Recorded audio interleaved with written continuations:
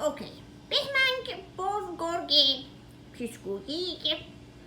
دخ شدی بهمن که چرا من پیشگویی نکنم که خوخسلگم هم هستم خب کدگوم که ایرگان یا پرتغال که با صاف رفت سر ایران بابا He picked Iran.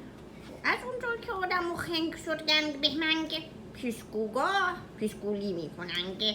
نواسته ببینم پرتغال بهمن خوشمزه تر بود خب متاسفم که برای ایرانگی ها که خب پرتغال بهمن اول ایران که بعد نیمه دوم پرتغال که این بود که پیشگویی من که بهمن مام دوباره کنیم مام